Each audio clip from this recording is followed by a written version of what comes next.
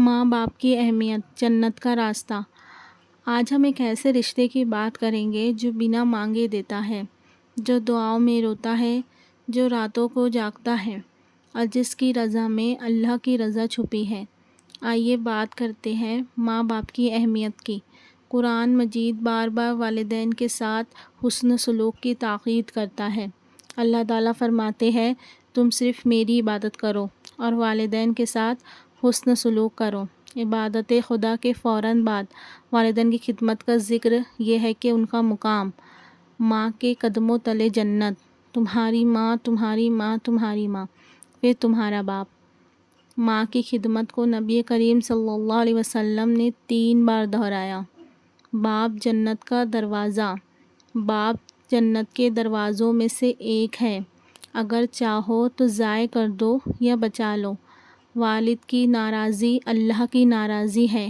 ایک نوجوان صحابی رسول اللہ صلی اللہ علیہ وسلم کے پاس آیا اور کہا، یا رسول اللہ صلی اللہ علیہ وسلم، میں جہاد کرنا چاہتا ہوں۔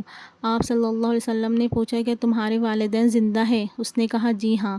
آپ صلی اللہ علیہ وسلم نے فرمایا، واپس جاؤ، ان کی خدمت کرو، یہی تمہارا جہاد ہے۔ والدین کی خدمت جہاد سے افضل ہے۔ آج ہم فون پر مصروف ہیں اور ماں باورچی خانے میں جل رہی ہے۔ باپ دروازے پر بیٹھا سوچتا ہے، کیا میرے بیٹے کو میری ضرورت نہیں؟ ہم والدین کے ساتھ ایسے سلوک کر رہے ہیں جیسے وہ بوجھ ہو۔ آج والدین کو اولڈ ایج ہوم میں چھوڑ دیا جاتا ہے۔ یاد رکھو، جس نے والدین کی قدر نہ کی وہ کبھی کامیاب نہیں ہو سکتا۔ ماں باپ کی دعائیں رد نہیں ہوتی، ان کی رضا میں رزق میں برکت ہے۔ ان کے ہاتھ اٹھے تو آسمان سے رحمت برستی ہے۔ والدین کی دعا اولاد کے حق میں قبول ہوتی ہے۔ کیا ہم روز ماں سے حال پوچھتے ہیں؟ کیا ہم باپ کے قدم دباتے ہیں؟ کیا ہم کبھی والدین کے لیے دعا کرتے ہیں کہ ہم آخری بار کب ان سے محبت کا اظہار کیا؟ اگر نہیں کیا تو وقت نکالو، کیونکہ وقت گزرتا ہے، رشتے نہیں لوٹتے۔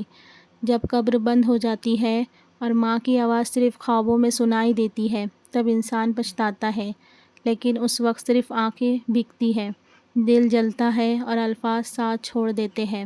اگر تمہارے والدین زندہ ہیں تو ان کی قدر کرو، ان سے محبت کرو، ان کے قدم چومو، ان کی دعائیں لو اور ان کے لیے جیتے رہو، کیونکہ ماں باپ وہ دروازے ہیں جن کے ذریعے جنت تم پر کھل سکتی ہے۔ والدین کی خدمت جنت کی کنجی ہے، اسے کھونا مت۔